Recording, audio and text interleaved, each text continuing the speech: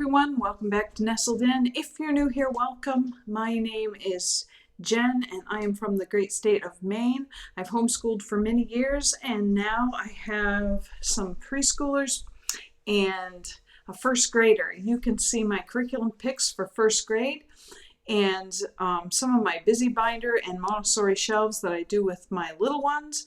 Today I wanted to show you what my official pics were for pre-kindergarten. So I have a 4-year-old girl. She is going to be doing preschool work and she's learning her alphabet, and I know this pic that I used with my 6-year-old when she was 4 and she did a great job with it, so I went ahead and purchased it again. So I have chosen to use the Good and the Beautiful Pre-K, and this time I bought the digital copy and printed it myself and bound it. I also have a video on how I did that, so you can see I was able to make it look pretty nice and professional. Put the binding on and everything, and it printed very nicely with the printer that I own. So this is my choice for pre-K again, and I know that she is going to absolutely love it. The Good and the Beautiful is pretty well balanced for the age. They don't expect you to do a huge amount, and that's one thing that I love. I never really purchased a huge amount for pre-K. My oldest I did, because that's what you do with your oldest, right? But in my defense, she was begging, so she did a Becca K4 and it was quite involved. So I am so glad to have found this one that only has a page or two to do at a time. So yes, I think this is an introductory page, just a teensy bit about the poem and the picture, a tiny bit of tracing, pre-writing, learning the letter A, and then a page of cutting practice. So I'm really happy with this curriculum. It's, like I said, very well balanced and careful not to do too much while still really doing very beautiful things with the children. So this is a little art study, picture study. That's really good for them learning the letter A. And then the next lesson is letter B. There's little games in it. So this one is find the letters on the path and you have to say the right letter. Maybe it's the sound, the letter name, and then you go back through and play the game again saying the sound. So that's pretty nice. There's just a tiny bit of coloring, tiny bit of tracing, tiny bit of worksheets, but very game-based. That's a piggy bank. And with it comes some games. Speaking of games, so here you have a little elephant and peanuts to feed him. I have a full flip through of this curriculum that I did when my 6-year-old was 4. So you can find that, and it is a full review. So these all come in a packet that go with it. Also flip books to recognize letters. So that all comes with it. This time, for this little one, the Good and the Beautiful came out with some handwriting for them. So I have some pre-writing skills in a busy binder for her, and or a circle time morning binder for her.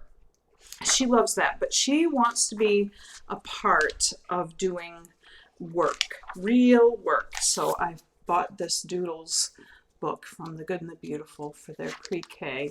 It's just different tracing and skills, and I printed it myself again, and that way I have the digital download and I can print this again when it comes time for my little guy to do K4.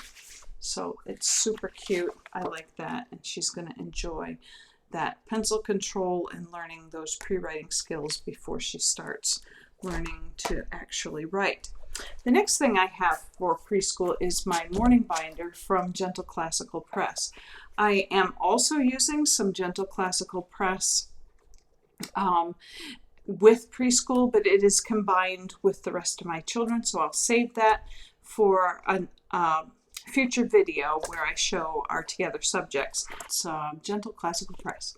So you would have, if you have your circle time or your morning time, the day of the week, the month of the year, they can practice printing their name, their age, how they're feeling that day, the weather, the season, whether it's hot or cold. And then these things change out depending on what letter you're working on. So this one came from a different set, I believe. But this one is just make it, say it, make it, write it, and I added that. You can add whatever you want to these binders. That's what makes them so cool. This, she can take Play-Doh or Wiki Sticks or something like that and make the letter B or the letter C. This one is find the letter C, and there's also a tracing one that is down in there behind that I'm not working on with her quite yet. There's a find the letter C, make the letter C. And then we have some numbers.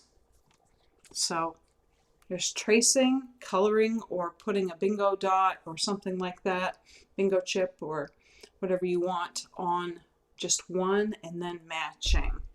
So we've got 1, 2, 3, 4 for her.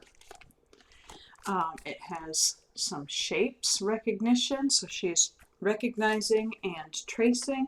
And then this one's kind of neat. It's got a little pond and pieces, little fish for counting, so we can do a little bit of math there. So that is going to be switched out and added to. I will add some things to it as we go along during the year to go along with our together subjects as well. These are so versatile and I love using them. My kids love using them, so that's a great addition to your preschool. Anything else that we do will be completely child-led. My Montessori shelves, which I have videos about, and lots of library books, lots of reading aloud, lots of picture books, and lots of hands-on things. So that's my preschool picks. I hope you enjoyed. Please give me a like and subscribe, and I'll see you in the next video.